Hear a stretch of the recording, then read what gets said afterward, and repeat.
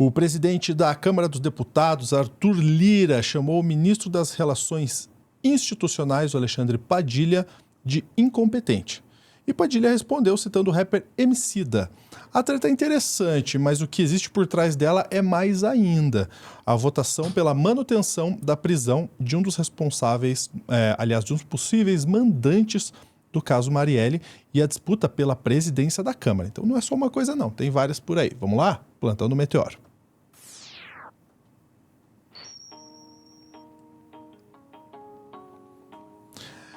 A coisa tá agitada pro lado do Lira essa semana. Vou chamar a Sofia aqui na tela, Sofia, porque a nossa manchete já deixa claro, não é só uma questãozinha, não é só um tema que está permeando a vida do Lira nessa semana. Mais de um. Pois é, vamos lá para o contexto, né? A gente teve aí a prisão do Chiquinho Brazão, deputado federal que é considerado um dos suspeitos aí de ser mandantes do assassinato de Marielle Franco e Anderson Gomes. E por ele ser um deputado federal, né, e que foi preso preventivamente, a Câmara tinha que votar para ver se a prisão preventiva seria mantida ou não. Houve essa votação e Chiquinho Brazão continuou preso, né? A votação acabou ganhando o lado que queria manter essa prisão. Não foi uma votação fácil, por incrível que pareça, a gente correu um risco bem real de ter ele solto, mas acabou continuando preso.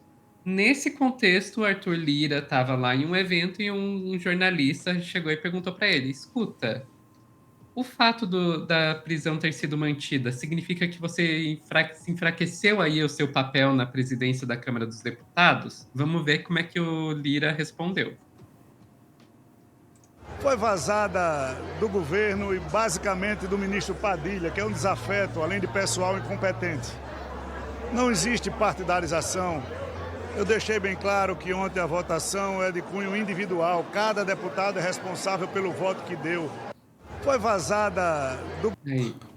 Mas então você tá braba, né? Né?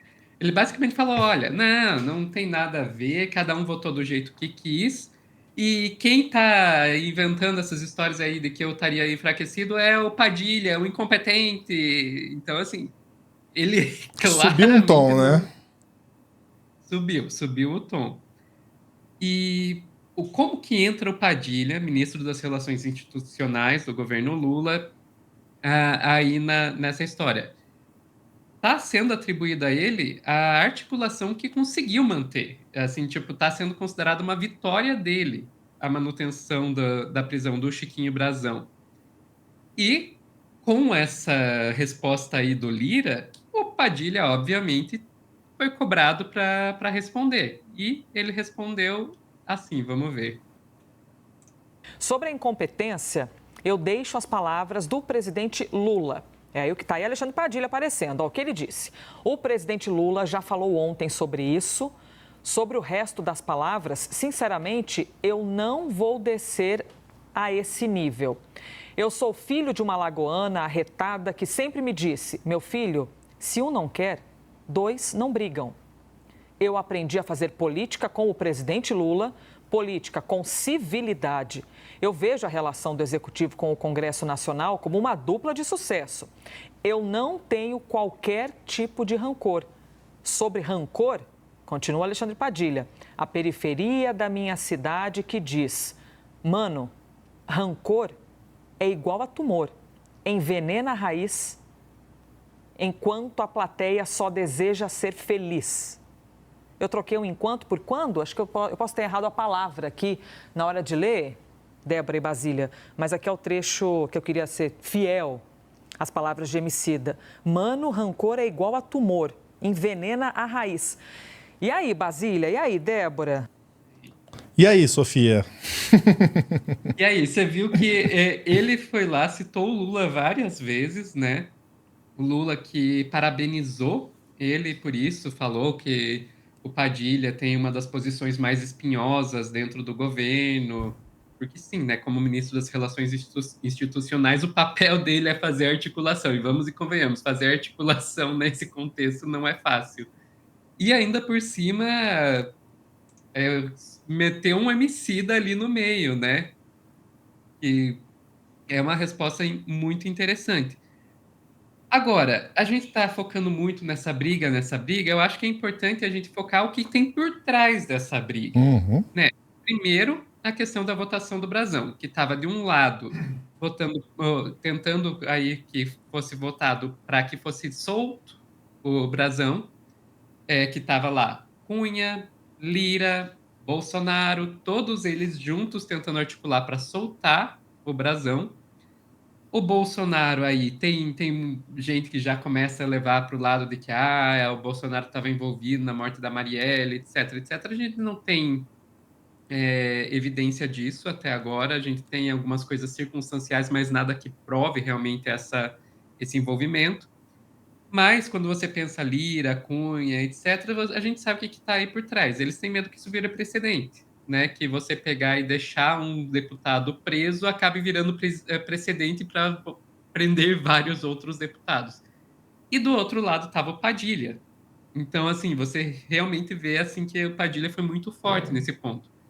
E como que o Lira articulou? Ele não articulou diretamente. O Lira articulou através de um cara chamado Elmar Nascimento. Elmar Nascimento é meio que o pupilo aí do Lira e provavelmente aí é um grande candidato a disputar a presidência da Câmara assim que o Lira sair, porque o Lira não vai poder se reeleger, então ele vai querer colocar alguém da confiança dele no lugar e é bem provável que vai ser esse Elmar Nascimento.